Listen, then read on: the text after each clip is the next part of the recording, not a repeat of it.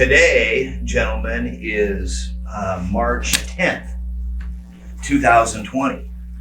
And I'm here at Sierra Pipe. Is it Sierra Pipe and Steel? No, just Sierra Pipe. Uh-huh. I'm here at Sierra Pipe with my old friend Bobby Kanz and Joe Burks. And I just want to know, now keep in mind, guys, like I told you from the get-go, we can edit, you guys talk about whatever you want, don't hold back. We're just having a conversation. Yeah. So I want to know, first of all, Bobby, when did you start in the pipe business? I started actually selling pipe. I started in early July of 1973. Before that, I sold pipeline marking systems to the pipeline industry. So that's kind of how you had a little foot in the door. Yeah, I knew a lot of the pipeline people, and Tom Tudus hired me in San Antonio, Texas. What pipe company? Gensco. That was Gensco. Okay. Right. And what was that gentleman's name? Tom Tudus hired me. Okay. And who else worked there at that time? Or in San Antonio or in Gensco and Uvalde? Well, where you were at? Well, I never went to work in San Antonio. I went and saw Bill Thomas in Uvalde, and Bill decided that I'd be better off, or they'd be better off, either way you look at it, if I moved to Uvalde and went to work in Uvalde instead of in San Antonio. And that's how I ended up in Uvalde. And at the time I went to work, Joe had been there, 3-4 months? Couple of months. And so you guys were just young guys. Oh, we were all young guys. Our boss at the time was Bill McWhorter.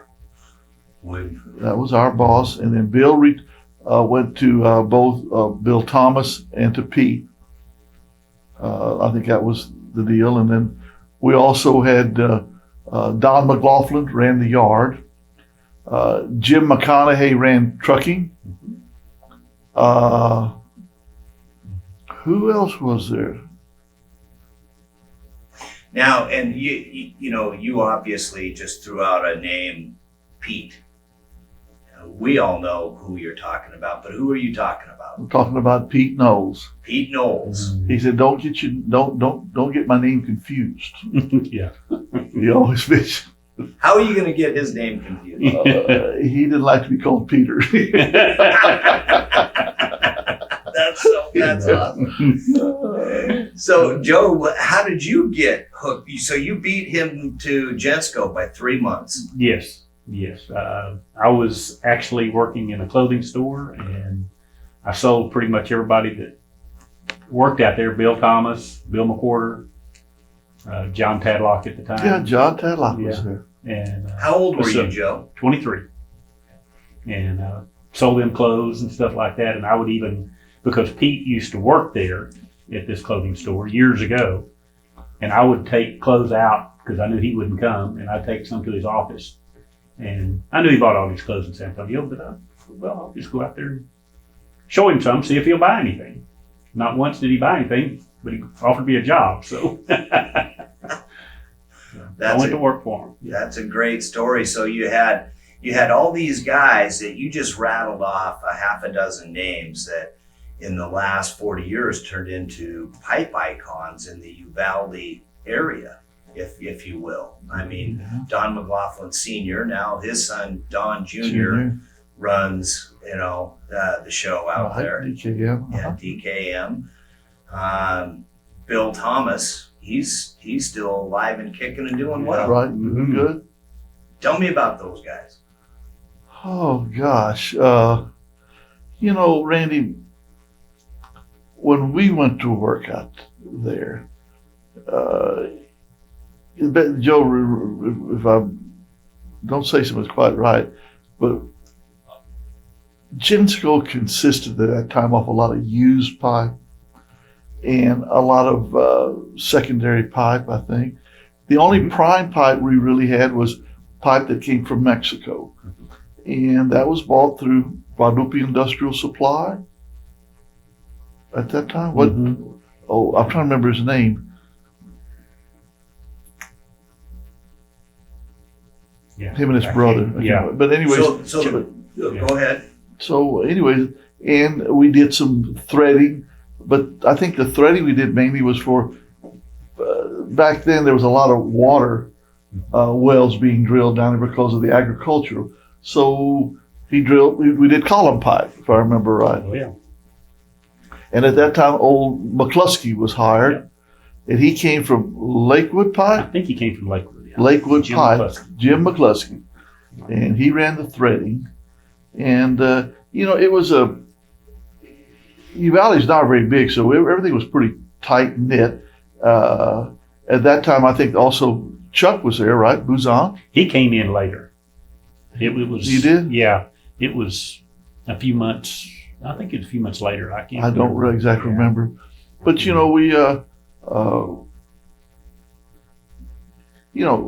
Randy, I don't know how to say this, but everybody worked hard. There wasn't much to do in Uvalde besides drink beer and work. That was about it. And we had a little bit of oil play down there. Wynn and those guys used to sell them, and we really had it was a pretty good time. Pete was the only guy I know who could come and tear me a new one, and I'd walk out feeling good about it. I don't know how he did it, but he always would do that. But he'd get on you, but he treated you fair, but he expected you to produce, and he got after you, and we're going to get this done, and we got it done, and I think it just started growing from there. And then what really gave it the boost, I think, now I get a little mixed up when Jim Little and Jim Springer, when they came in, then they decided to hire 15 new salesmen at one time. And we hired 15 new salesmen. And I don't know if I remember all of them. Jim's, Mike McConaughey was one of them. Carl Gager was one of them. Richard Collier was one of them. Yeah. What about, I'm trying to think his name, nice guy. Was Robert Huntley one? No, he came later, didn't he? He came later. Robert and Richard came later. Yeah. Carl, who else was in that bunch? Lloyd Chisholm. Lloyd Chisholm. There you go. And Mike McConaughey. Is Yeah. that Rooster? Yeah. Yeah. Yeah. Well, Rooster McConaughey. Jay Solonsky's real good buddy. Yeah. Jay came after that. He came to work after that. I can't remember the rest of them in the group, but there was 15 of them. I remember the number 15. So what was Pete the manager? He wasn't the owner of Gensco. He was the president of the company. He was on as I understand, the board of directors of Sigmore. And Sigmore was a public held company that owned the Sigmore service stations, Mission Petroleum, Gensco. I don't know, is there something else? Some other companies, I don't think so. And Pete was on the board of directors, Right. but he was the president of Gensco. Right. So he must have had some ownership then. He must have. Yeah. He must have. I don't know how much. Sure. Randy, Sure. that's something he didn't share with us. It just seemed to me like when I came into the business in the early 80s, it seemed like you came from one of 3 or 4 companies. Gensco in Texas, Valley Steel out of St. Louis, and LB Foster, which was everywhere. Right. And to see all the guys now, it's like that was the tree, the tree trunks, and then all the branches. Well, Texas Pipe was around Yeah, then Texas too. Pipe. Okay, yeah, they of course. were. They were around for early 1900s. So they were around. I can't try to think of any. There was a lot of little companies back then, Randy. I mean, they were all over the damn place. I mean, they were all 2, 3, 4 person type little. There was the not International Karshmer Pipe, was old Raymond Freelander. Yeah. And he was up there in Oklahoma, and there was Jacobson was with El Paso Yeah, Pipe El Paso Supply. Pipe. Bobby Jacobs. Yeah, he was out there in El Paso, and I can't remember all the old guys we did business with. There was Oh, man. So let's think and let's start rattling off in our memory banks. How many and what pipe companies came because of Gensco? Well, you got Sierra Pipe right here. us. We started. DKM started, of course. Rooster, started. What's it called? DGM. DGM came out of there. Richard Collier still has his business going, doesn't he? Yes. So he's out of there. Joy Pipe. Joy Pipe. Joy Pipe, yeah. Mhm. And of course, from Joy, Pipe Unlimited. Pipe right. Unlimited. Right. And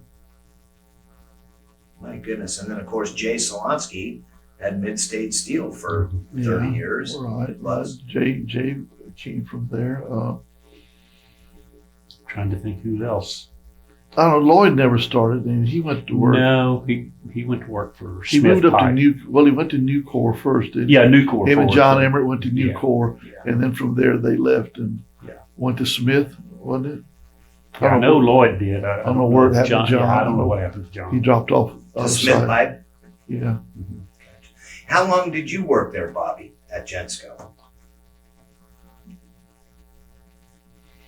1980. When did we start Sierra? 83? 83. 83. So 10 years. 10 years. And have you been with Bobby at Sierra from the get-go Yes. also, Joe? Very Yes. first day. Yeah. Wow.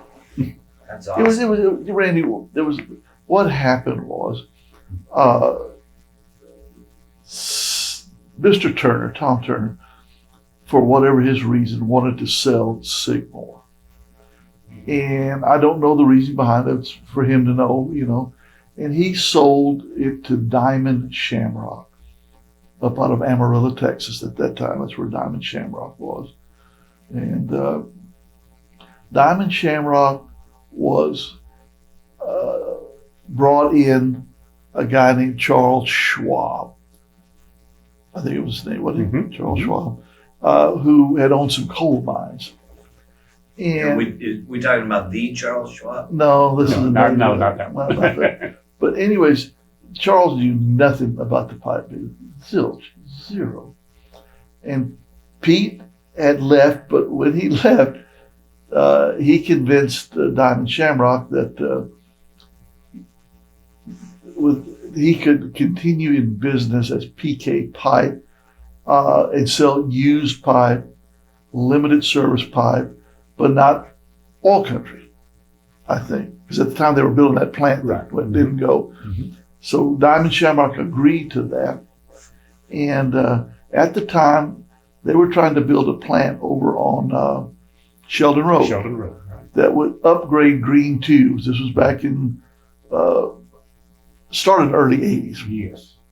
then in 80, Yes. 81. So, 80, 81. and they right? never get that darn thing to work right. They No. never did. And Diamond Shamrock took the position that since they knew oil and gas, we were only going to deal in mainly casing, tubing, downhole material. And at that time, a lot of us left because a lot of us that grew up with Gensco, more or less, we were oriented more towards the used pipe, limited service pipe, little bit of line pipe. We knew casing and tubing, but that wasn't really our background. So that's when we all kind of left. I kind of felt like after Pete left, it wasn't the same company anymore. And,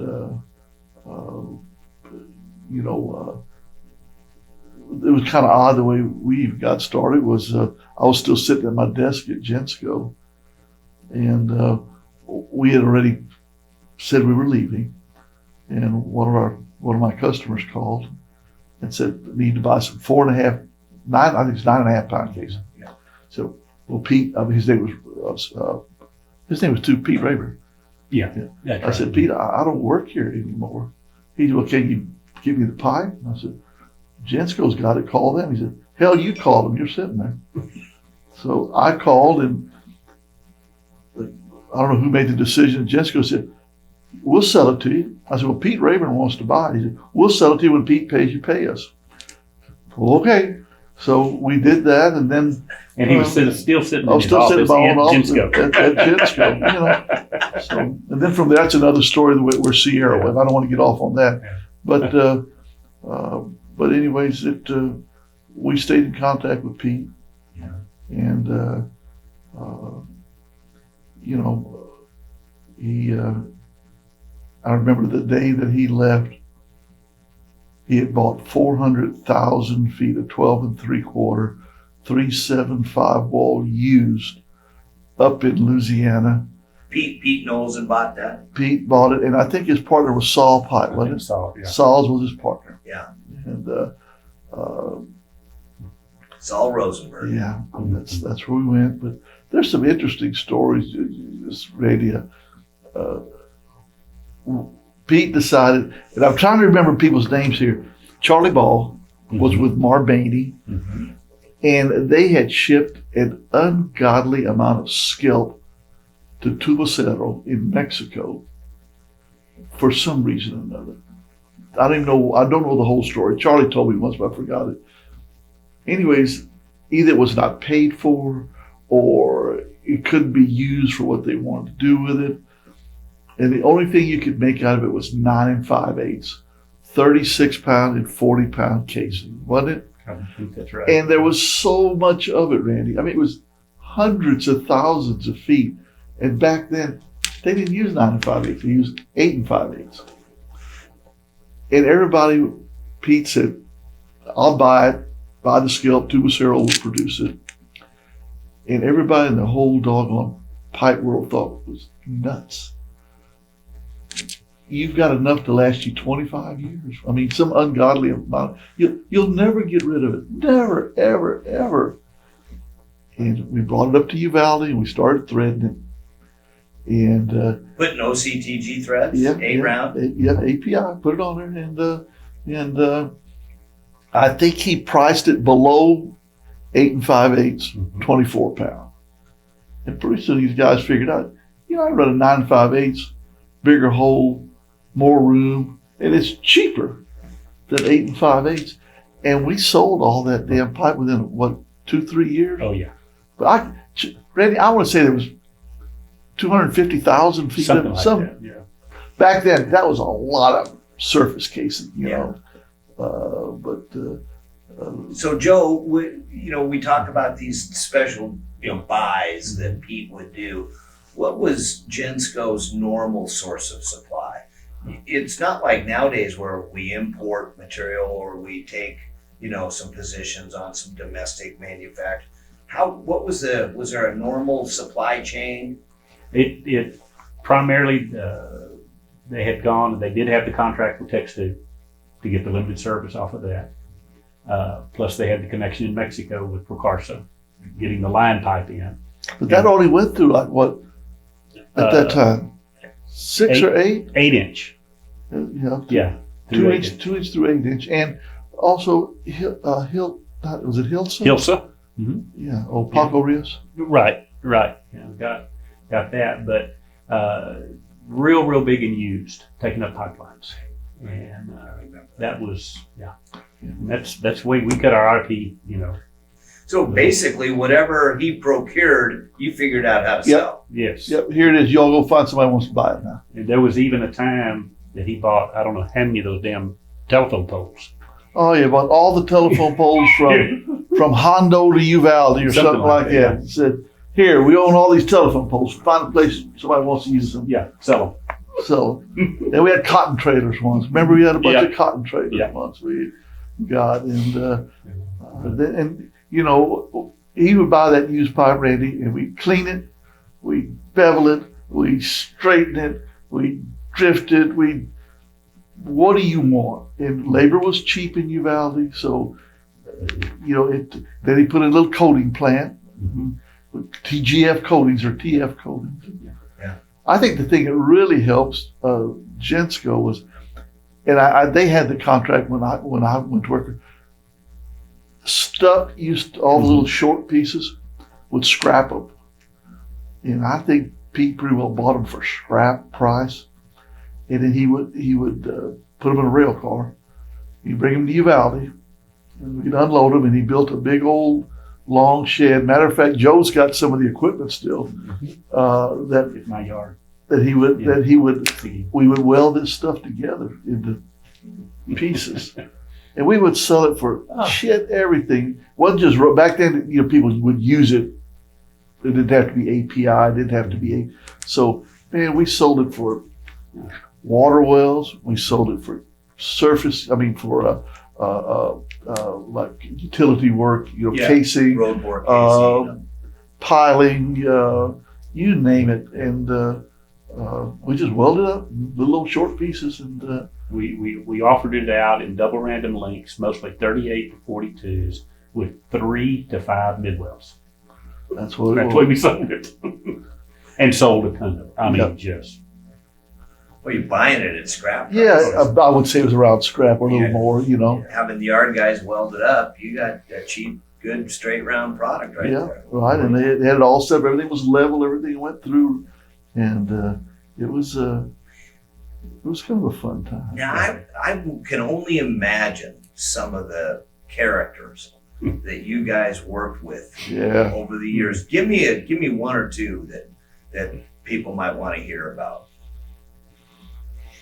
Well, one of the good ones was Frank Johnson, who was in sales. I forgot about old Frank. And when I went to work there, I was 23, and I think he was already in his 80s. Oh my! And he wanted to retire, but he was still in real good shape. So he just kept on, and he kind of mentored me a little bit, and then I took over some of his customers as he. But he stayed for another 4 or 5 years. Something like it. Yeah. He sold that mid-welded pipe and used pipe down in South Texas to the the water municipal? The districts down there, water districts. Yeah, for the farms and stuff, where they farms and stuff transport water in between the fields and stuff like that. Just, I'll tell you, people, I remember. This sounds crazy. We had a guy. God, I'm getting old. What was Pat's last name? Cass. Pat Cass. Yeah. Pat was in a wheelchair. He had polio, and he ran inventory. And old Pat was always just fun-loving. Always wanted to go out, wanted to go drink and have fun.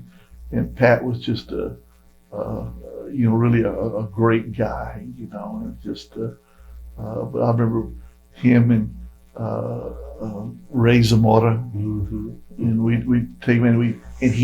He could walk, but he had we called them his sticks. They weren't really.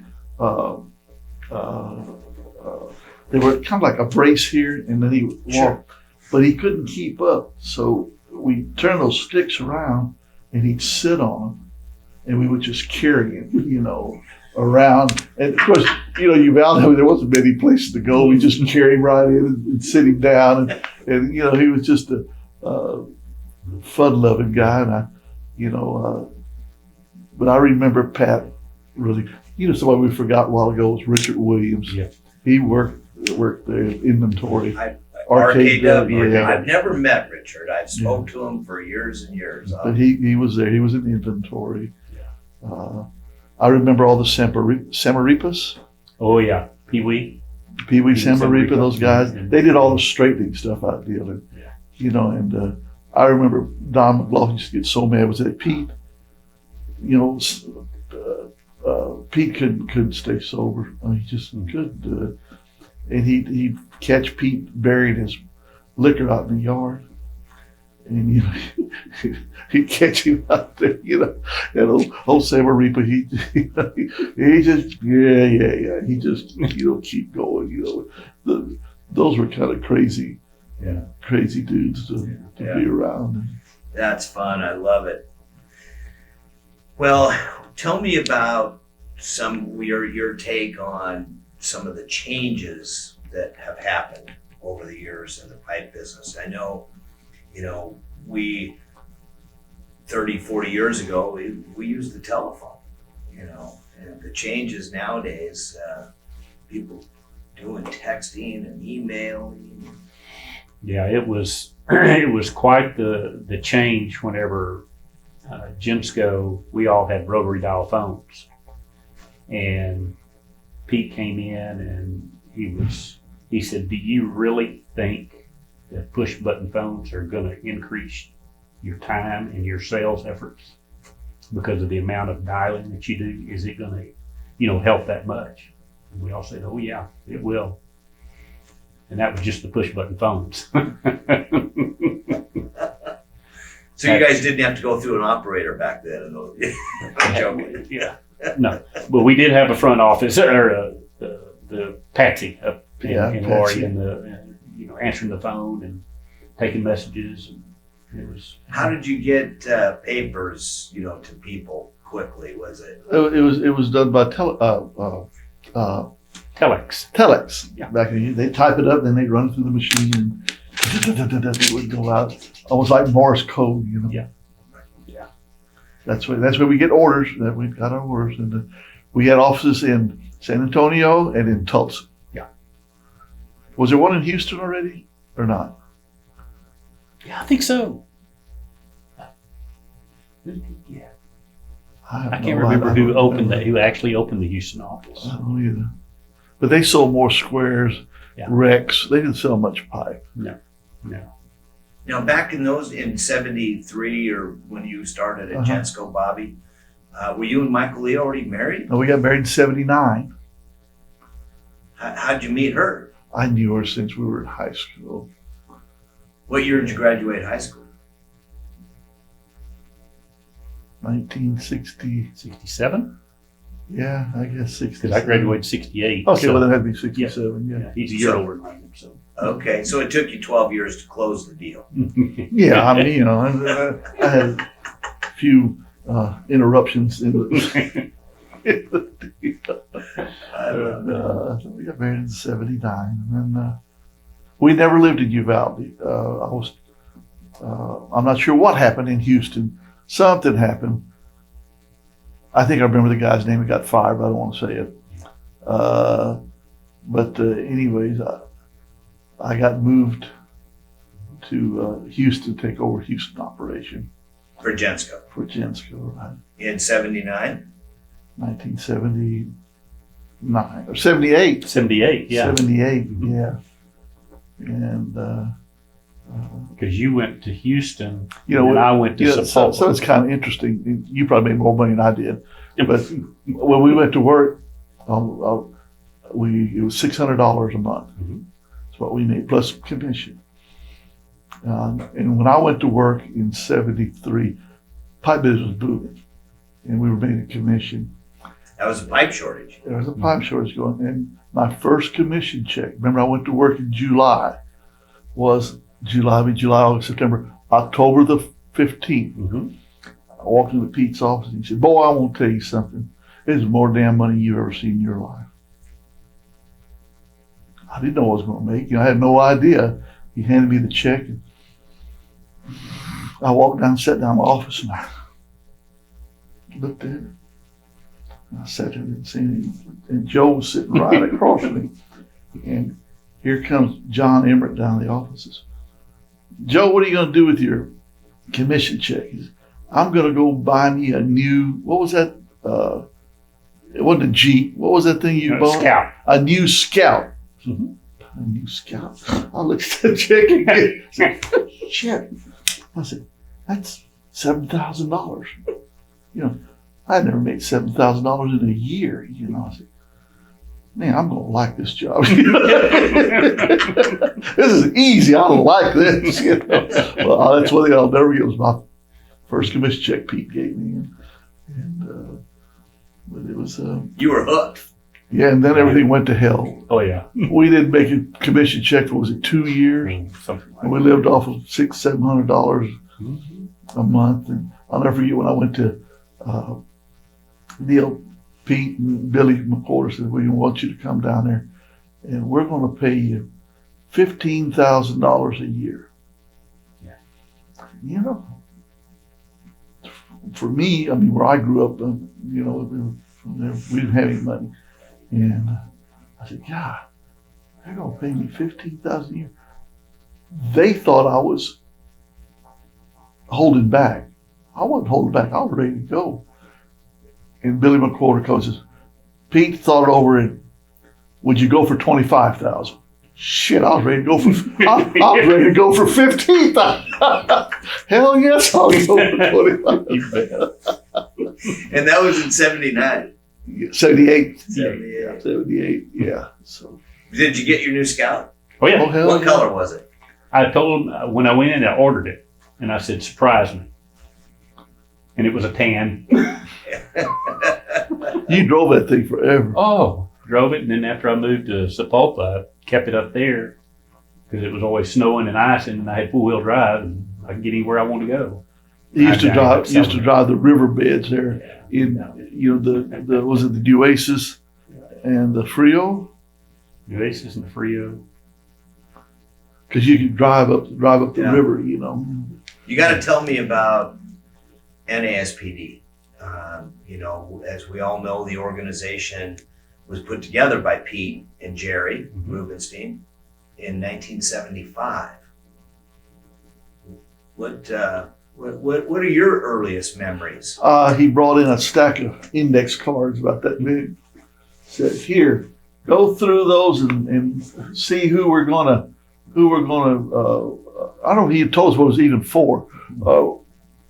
These different, you know, that should belong to an organization or whatever, you know. So, you know, I went through there and just, you know, I thought we were looking for customers or whatever. I didn't know. So I was picking the ones I looked were pretty good, and the ones I thought were kind of crappy, I threw on the sides, you know. I gave it back to him. It wasn't about 2 hours later. He came in and he says, "What do you mean kicking all these people out?" I said, "Well, you know, they're not being, they're a little shady, you know. Hey, those are good people. Put those all back into that pile." Oh, okay. And the one I remember was sagebrush. And it turned out 6 months later we had a claim on him. But anyways, I'll never forget that he was. Well, what was he doing? Was he telling you to call him to join the NASPD? No, that wasn't the case. I think they were getting it gathered together, and I don't know if they hired somebody or what they I did. don't ever remember what they did. No, And they You just, know. you know, they finally came out and did say that they were going to, you know, try to start an organization for pipe distributors. And so went from there. yeah, we were left out of the first ones. Yeah. You were too young. Yeah, we Mhm. didn't. We didn't part of that. So, Right. anyways, I remember my first NASPD meeting was in '87, and that was when I was with Comco. And I remember some people, but then in the early '90s, I started coming a lot more often. I brought Millman Steel into the fold at that time. And I remember you being very active. I remember poking my head into a meeting, and you know, Bobby, he looks, you know, he's got that fancy haircut. yeah, it's slick, isn't it? And you can't miss it, right? And I remember meeting him. So you were pretty active. Yeah. Tell me about when you started doing that, going to meet. When was your first meeting? Do you remember? No. I always get them confused with purchasing agent convention. Yeah. We used to go to those all the time. Though we had Jessica put on this huge party every year at the purchasing agent convention. I mean, it was big. He had the Bob Wills Doughboys. Mm-hmm. Bob Wilson. Bob Wills was dead, but his band, the Doughboys, Mhm. they played every year, and it's a big dance and food and booze, and I don't know how many people showed. There was hundreds of people would show up every year to put on this huge party, and everybody would, you know, that was in there would come and had a, you know, super time. And I think the other thing that he really did good was he always had a deer lease, and invited people. And, you know, I wish I still had that letter. He had a letter he'd send out to everybody. Yeah, I forgot about that. He sure about, did. about the rattlesnakes and Yeah. everything. Oh, yeah. It's just, but that Kind of was, as the invite to the yeah, to Yeah. the hunt. yeah. And Joe, did you participate in NASPD? Not until we did Sierra. Sierra, yeah. Yeah. And then I did. Okay. So What was your Yeah. first memory of I was NASPD? trying to think which. That's what I was saying. I can't Yeah, remember I which can one say it it. was that we all went to. In the 80s sometime? Yes. Yeah, because I didn't start going until Sierra, and so we started in '83. I don't know if we ever went with Gensco, did we? No, with Sierra. Yeah, I know, but Yeah, I mean, I never did. I don't go. think I did either. I don't think you did either, Bobby. And then we joined and started going. 84, I guess. Or something Yeah. like that. So I'll read off the presidents of the NASPD in order. Okay. Mhm. Earl Cohen, he was number one. Bud Siegel, Jack Bender, Yeah. Ben Shanker, Bobby Jacobson, Bud Siegel for a second go around, Carl Arnold, he was 82, Clarence Troyer, Joe Bergfeld in 84, Jack Adams, Charlie Jewett in 86.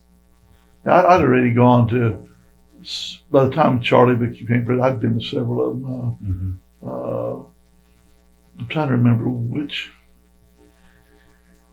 one, but it was before Charlie became president. But I don't remember which Sure. ones they were. Any of the conventions stand out in your memory, location wise? Number of drunk participants. All. Yeah, You know, Randy, there were a lot of good ones. Yeah, we always had the feeling that when we went, there was a purpose for us to go, and always something good came out of where we went. Whether it be we found something to buy or something to sell, it was always very, very, very, very good. So you always felt it was worth your while. Yes. Yeah, Randy, it was. The bad thing now, Randy, is all the people we know are either retired or dead. Mhm. So as you get older, younger people come along, which is great. I'm glad to see it. Mhm. But it's a different mentality. It's a different thought. It's a different way, of doing things. So Sure. it's not as, I don't want to say the word rewarding. It's just, you go, you see a few of the old friends you still have and that are there, and you enjoy seeing them. And you end up spending most of your time with them because you relate to them. Most of the time we end up going, it's Jacobson and now that Charlie's back, Charlie and a few people like that. And it's probably my fault. I don't go out to meet all the young new guys coming along, but That's okay. it's You still got some of us old guys. yeah, some of you old farts. You still look at me as being a young guy. You are. You are still a young guy, right? Let me ask you this: with Sierra, in regards to Sierra Pipe, you guys started it up in 73. No, 83. 83. That's Yeah. right. I got those back. Yeah. You started in 73. Right. 83 you started Sierra. What were the challenges then? It was terrible. Oil was $10 a barrel. You couldn't give pipe away. Nobody wanted to buy pipe. Nobody wanted to talk to you. It was unbelievable. I remember coils being $200 a ton for coils. I remember buying pipe at $240 a ton and not wanting it. Don't sell it. Don't sell it. Banks were going under. Couldn't get a loan.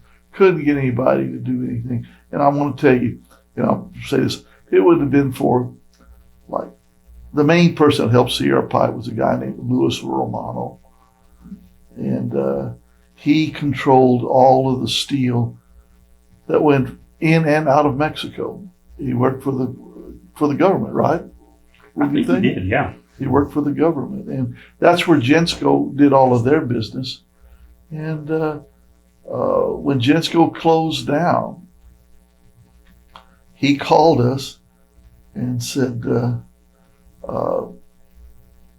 "You guys want to sell some pipe or something like that?" I said, "Sure, we're not doing anything else, So he said, "Okay, we're going to send you some pipe. Go find a pipe yard." I said, "Okay." So we found it was called Atlas Trucking, right? Arrow truck. Arrow Trucking. No, it was Atlas. Was it became Atlas? Arrow. It was Atlas. Yeah, that's right. Atlas that's right. Trucking. Mm-hmm. So he told Joe, "Boy, Mr. Romano's going to hire us." I said, "That's great. We got us a job." And so anyways, we decided, well, we better go down and talk to Mr. Romano and see what's he going to pay us, We went down, or I went down over the UMO, I went down and said, "Lewis, appreciate it, blah, blah, blah." He said, "I want to send y'all a bunch of pipe because the VRAs, the voluntary restraints, were going into effect. Where only it was going to be you couldn't ship pipe into the country." And he said, "I'm going to ship y'all some pipe over to sell." I said, "Great." And he said, "As y'all sell it, y'all pay me, and we'll share in the profits." Okay. And I said, "Well, Lewis, just out of curiosity, what are we going to get paid?" "I ain't paying y'all nothing. Y'all going to go sell the pipe. Y'all going to share in the profits, and y'all going to take the risk on the credits. You better make damn sure who you sell it to can pay you." Oh shit. Okay. So anyways, Joe and I, there was another guy named Terry Moore who ended up being a thief, but we won't go into that. I said, "Okay." So we got a little office and went and made arrangements with this Atlas truck line. And they started loading pipe in Mexico in gondolas, but they didn't separate it. They just loaded it. They were going to get it out before the VRA. Got a call. I can't remember the guy's name. He said, "I've got 100 rail cars sitting here." We said, "What?" Full of pipe. "Yeah, we have 100 rail cars sitting here. What the hell you want to do?" I said, "I don't know." I said, "Call Mr. Romano." I said, "Mr. Romano," I said, "there's 100 rail cars." He said, "Yeah." He said, "I told you I was going to ship you all some pipe." I said, "Okay, good." He said, "And tell them to get ready. There's another 100 on the way." He said, "Oh shit, there's 200 rail cars." Anyways, they were getting it out, and some was pitted, some looked like used, some looked brand new, some had graded pipe. It was just the biggest bunch of unbelievable, I don't know what I got kind of deal. Anyways, I can't remember who called me. Someone called me and says, "There's 100 rail cars headed for Houston from Mexico." He said, "I think it's coming to y'all." I said, "Oh yeah, we already got that. We got 200 rail cars." "No, I just saw these." "What?" And it ended up being like 300 rail cars of pipe. And it was just dumped into the gondolas? Yep, they would just pick it up and just dump it in. And like I said, a lot of it looked like used number 2 pitted pipe. That's what a lot of it looked like. And I mean, you'd almost have to sell something and go find it and dig it out. We knew we had it, but where is it? Kind of deal. And that's how we got started. And then Lewis would sell us pipe. He wouldn't really sell it to us. He'd say, "Give me your wish list." They'd say, "Well, here we'd like to have this, this, this." He said, "Okay, write me a purchase order." He said, "Okay, it's in Eagle Pass. When you pick it up, I'm going to invoice you for it." I said, "Okay." And that's how we got started. We didn't have a bank for years. Oh, yeah. We didn't have a bank because we didn't need a bank, Mm-hmm. And Joe came with the bright idea. We were telling people, "Oh, we're just getting started, and we're sorry we have to ask for cash." And Mr. Romano would give us 30 days, so we'd take the cash and we'd go put it in the bank and draw interest on it.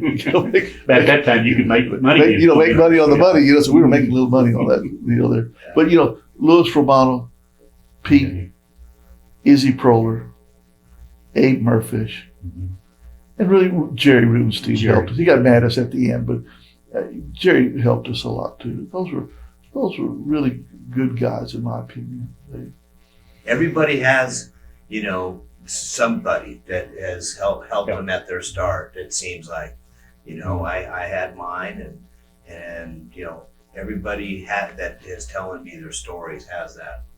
So you feel fortunate. That somebody's willing to help you. Somebody's not. I don't say they are a competitor, or you're going to be their competitor, but they were kind enough to come forward. And I always think about that, Randy, when you guys are getting started. Because a lot of times I shouldn't give them credit. I know I should. They can't do it. I know they can't. But I always remember what people did for us, and I always say, okay, look, you get paid. You pay me now. Are you selling to a good customer? Yeah, we go over their customer. I'll help you get started, and I'll get your credit started, and I'll help you, get going. Because Randy, without helping, none of us would ever get. So I always remember that. That's just fantastic. Thanks for sharing that. Would you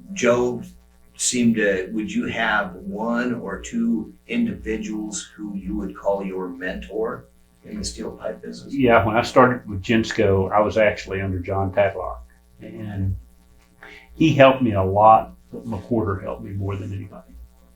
Yeah. And in the terms of teaching or just being? Yeah, just being there, and guiding you through and kind of helping you. Of course, I've known Bill, and I'd go visit him at his house. Sometimes we'd just sit and talk. Sure. And he did help me a lot. Billy was a good guy. Yeah. And how about you, Bobby? Billy was a big help to me. He really was. And Pete was too for me, especially after we got started. I'd run into a problem, and I'd call him, and I'd say, Pete, I got a problem. Would you mind helping me out and telling me? And we'd talk it through. I'd say, okay. I'd go back most of the time. I'd work it out with the. That was the biggest part. The selling was easy. It was the problems that came along with it that you didn't know how to handle, or what was a proper way to handle it. What was the right thing to do? You always do what's right. And so Pete helped me a lot. And really, I guess as the years went by, we got fairly close. He'd call me up and we'd talk about things, and just I always told him thank you. And but I guess Pete, Billy were the main two for me. For me, they were, and Billy especially. Yeah. If you were to go back in time, would you do something, or is there anything that you would do different? Hindsight 2020 and all. No, it just kind of progressed along, and it went good. Yeah. I don't have any issues. No regrets. No. Bobby, would you change anything if you had to do it over again? I would probably drank a little less. Because I want to tell you, really, in Uvalde, that's about the only enjoyment that was there. Yeah. I understand. That's awesome. As we get close to wrapping this up, I want to ask each one of you individually, Joe, besides your pipe career, not talking about the steel pipe business, is there something that has given you more pride, something that you're proud of, or gives you great joy or satisfaction other than the pipe business? I know a lot of people have their grandkids or their deal, or some people have a different hobby, or what. Yeah, I don't have a lot of hobbies except I do like to fish. And to go back what you just said, I'm expecting our first grandchild next week. So anyway, Congratulations. so real happy about that. Yeah. And, but I did end up marrying the girl that I wanted to marry for a long, long time. We met up at our 20-year reunion, so that helped me tremendously. I know the feeling. Isn't that the truth? Yes. Yeah, he knows. Isn't that the truth? Yeah. That's some of those things that we don't talk about. There's a few skeletons in the closet. Yeah. We'll leave them right back there. We don't need to put them out here. But no, that's been great. Yeah. That's great. Bobby, how about you? Other than the pipe business. You know, I've I never. know you got the ranch. Yeah, but I've never done anything else. I enjoy what I do. You know, this is it's part of the pipe business and it's not part of the pipe business. You know, the thing that I liked most was over all these years, I made a lot of good friends. You know, and they're still friends. Most of my customers aren't customers; they're my friends, and I look after them as they're my friends. And you know, I'll do everything I can for them, and I think the same of them. You know, it's a lot of times, you know, don't even talk about prices, but I would never take advantage of one of them. You know, it'd be tough to sleep at night saying, "Oh, I got old so and so," you know. But you know, that's the main reason I guess I don't want to even retire. I'd miss not coming to work, not being able to talk to, you know, guys I've talked to for 30 years. You know, like I said, the bad thing for me is they're either retiring or dying, and so they're getting to be fewer and fewer to talk to. But I get the one thing I enjoy as much or more than anything else is, even if I don't sell anything, it's just being able to pick up the phone and call them and talk about pipe. We talk about anything you want to talk about. That's farting ducks. Farting ducks right there. Wish I could remember that bar in Alaska, but I can't remember that bar that kid came out of. I don't know. Listen, guys, I have had a great time doing this. Thank you so much for your time. Before we stop, is there anything else? I mean, Pete was a big part of our lives. Is there anything you want to put in or say? Well, it just, you know, he was such a character. You know, I mean, he was Mayor of Uvalde. One thing I remember, and it stuck with me, the clothing store that he worked at and I worked at, the man that owned it, whenever Pete left, this man's name was Melvin Rowland. And he told Mr. Rowland, he said, "Mr. Rowland, you have a clothing store and your market is countywide. I'm going to go into a market that's global." And that just, kind of sticks with you. Absolutely. So anyway, it was pretty neat. Yeah. He That's great. He was. You were talking about being a character. He was. I'll never forget a story he told me. I don't know where we were sitting. Me and him were sitting somewhere, and he was talking about Cactus Jack, the vice president back during the James Garner, and he was turning 90 years old, and he said they sent me to pick up Lyndon Johnson. Who was the old state senator back then? You remember? John Tower? No. That was. I think it was it Conley? John Conley. Johnson. Yeah. And God, I wish I could remember his name, but he was a real powerhouse in the Senate back then. He said, so I went to pick him up, and he said they were about 30 minutes late in arriving. So I sat and waited. So when he came up, I introduced myself to them. They got in the car, and they were all talking, and we got close to John Garner's house. There was a big party going. So we were late, and Lyndon Johnson said, "Boy, stop the car." He said, "I'm going to take me a leak before I go in there because you got to shake hands with everybody when you walk in there." And he said, they never let you get away to go take a leak. So he said, they all three got out and peed on the side of the road and got in. And he said, walked in there and they right away shaking hands. And Garner said, "Well, it's about damn time you got here. It's my bedtime and I'm going to bed." got up, walked off, went to bed, left them all standing there. That's hilarious. But Pete, also every year we had a huge Christmas party. Mhm. Everybody that worked was invited, and everybody got a basket. I don't know why, but it had everything to fix your turkey or your Christmas dinner. The turkey, the canned goods, the bread, and I think all the guys at the yard, they look forward to that. Mhm. Yeah. Getting that, everything was for you. And then he had a big, like a raffle in a way.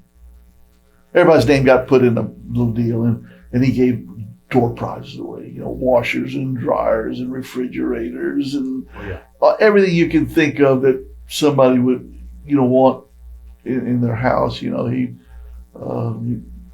just, I don't know about Dining room furniture. Yeah. Anything and everything you could think everything you about. could think of. He would just buy the TVs. televisions, and you would and if your name was pulled out, that's what you got for your Christmas gift, I guess. Yeah. So it was. I always remember those deals. Those were pretty neat. Yeah. What a great story. I've got a few Pete stories from over the years, but I remember one. I was at a convention and I was with Kathy Williams. Yeah. And we're walking from some restaurant to a bar or something, and she said, I got to stop and use this payphone real quick. Pete told me to make a phone call at this particular time, and now's the time. She said, so hang loose right here. And she goes up, picks up the payphone. I go, who you calling? She goes, I have no idea. So she calls the number, the phone answers, and she says, Pete says, put 2 dimes on the Cowboys over the Giants, put 2 nickels on the Chiefs over the Raiders. She goes down this list and she goes, you got all that? And they go, got it. All right, bye. And I said, Kathy, what? Is that what I think that was? She goes, I think so. I'm not sure. So then I went back and I asked somebody, I go, what's 2 dimes mean? They're going, that's $2,000. Right. And I went, what? She had a list. And that was just for that He week. loved to gamble. Loved to go to Vegas. Loved to gamble. Oh, That was his retirement. Not retirement, rest and relaxation. That's what he called it. yeah. That's my R&R. His entertainment. Yeah. And that little old Lear jet that Tom Turner owned. Yeah. They'd fly up in that Lear and go. Him and Dubby and That's awesome. I Every good pipe salesman needs his own Learjet. Oh yeah, of course. I don't know if I should tell you this story. This is probably one you want to edit out. Okay. But we started a company called Gensko International. And back then, the Japanese would, whenever a big deal came out, they'd get together and put the prices out. And it's against the law here, but for them it wasn't against the law. I'm trying to think what you even call it, collusion? Yeah. I guess collusion. Anyways, we hired this guy. I can't remember his name. I think it was Guillermo. Anyways, Pete would call me and say, you gonna be home tonight? Yeah, I'll be home tonight. He said, okay. He said, don't worry about coming in the morning, but you be available tonight. Okay. About midnight, I'd get a call. He said, you remember the Duffy Motel? You remember it looked like a castle down Highway 59? It looked like a big castle. He says, I'll meet you on the side parking lot in 20 minutes. Okay. I'd drive down there. He'd say, here's our bid, and here's the bid that we want. Okay. I'd go home, and I couldn't type real well. I'd have to type in the numbers, and then I'd have to get them back by 3 a.m.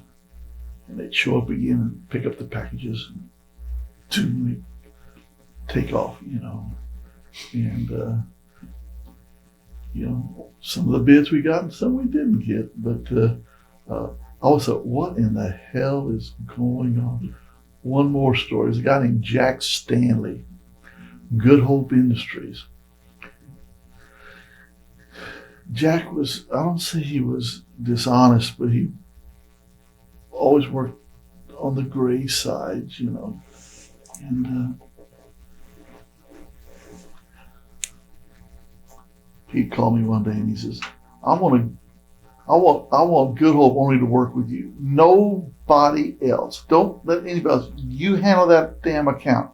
I said, Pete, they don't have any money. They do now. They got $1 million line. I said, okay, $1 million line, we'll sell it, you know. Sold them 5.5 inch, 17 and 20 pound N80 casing. Sold the shit out. Just sold it and sold it. And pretty soon, you know, we were up at like millions of dollars. Pete, old Jack hadn't paid us, you know. Don't worry about it. Okay, you know. I want to ask you if you remember, what was that guy's name that laid the pipelines down in, where was he, out of Victoria? Him and Pete were big buddies all the time. Was it Farmer? No. He finally ended up one of the big wind farms out in West Texas before he died.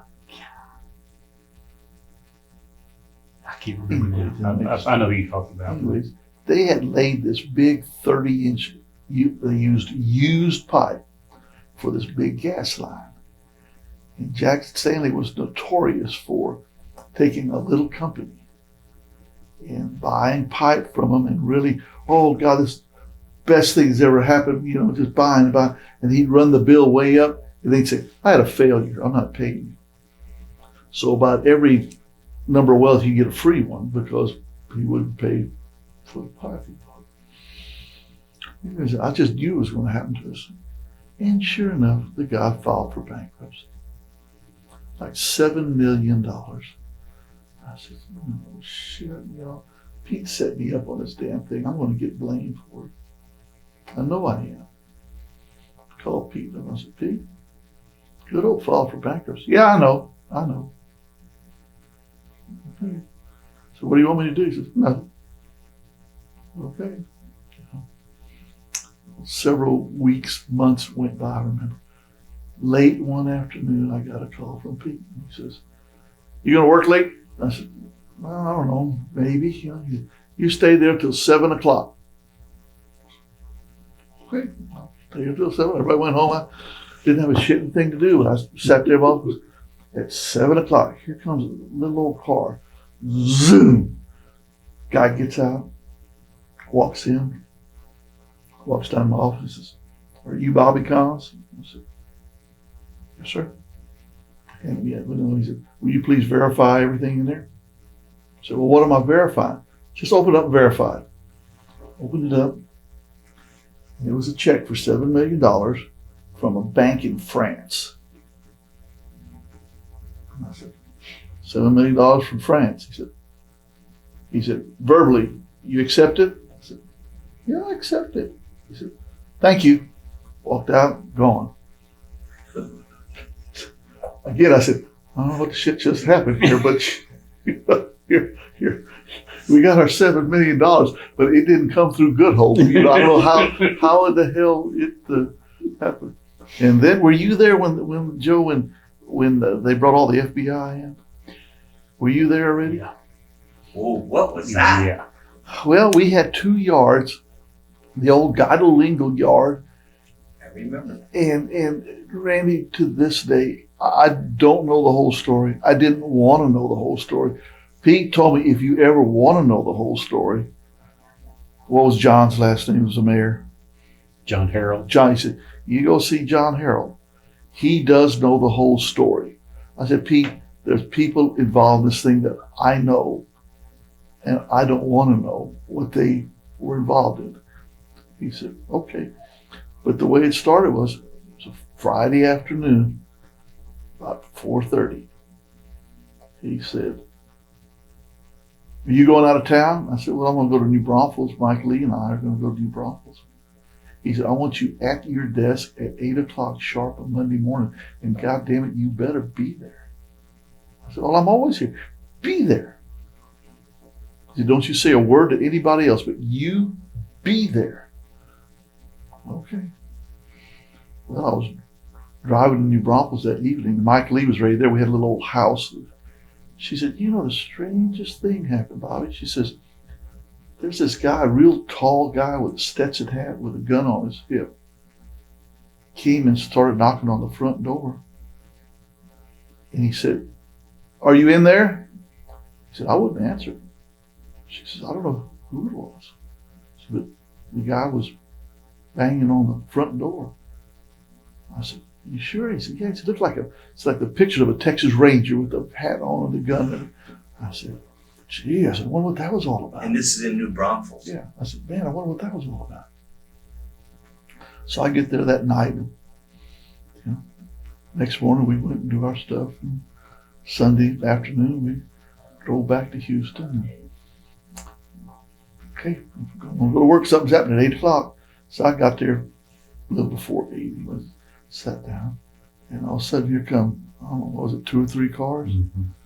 Whipped in, got out, came in. One of them stood by the door and said, no one's leaving this building. What the shit's going on now? Anyways, I don't recall really, Joe, if they were law enforcement or if they were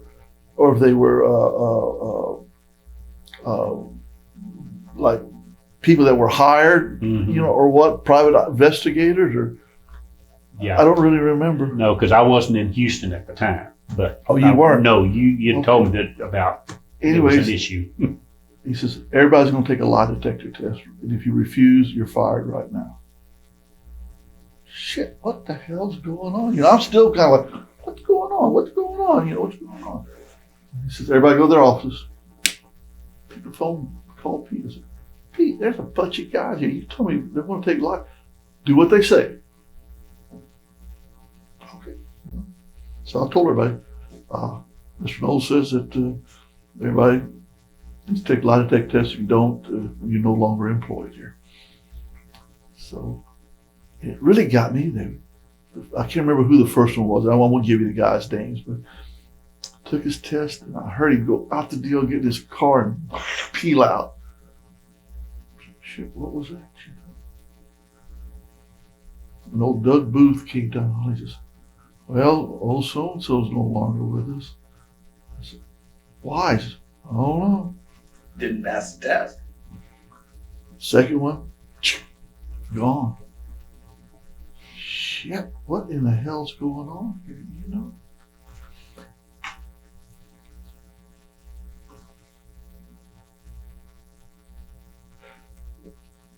At the same time, were they doing it in Uvalde or not? It was real close to the same time, yes. It ended I up being think so. like 4, 5, 6 guys. Some were let go. Some there was always a cloud hanging over their head. What they had done was they had opened up a threading operation inside Guido Lingel's old deal. And I don't know if they were stealing pipe or what. I do know that Doug, they went on it was a night where they did catch a truckload of pipe being loaded. And old Pete, did he get some dogs and stuff? Oh, yeah. Around his house to protect him. Mm-hmm. What was going on. And,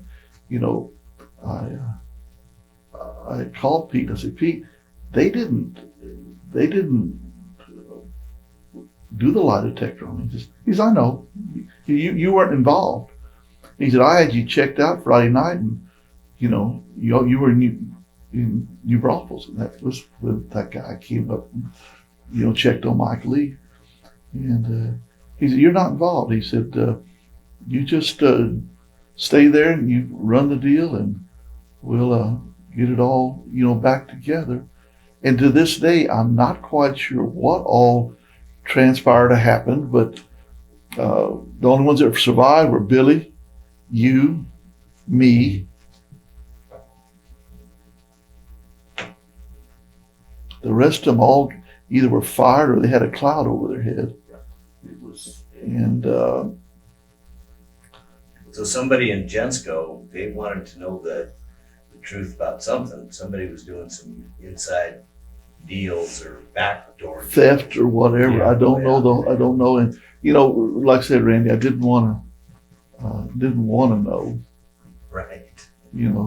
Because I still know some of these people. Right. And Sure. but that was an interesting time. It was crazy. Crazy times. Mm-hmm. Gentlemen, I can't thank you enough for, Yeah, you need to get out of here. Yep. for such a great interview. Thank you so much.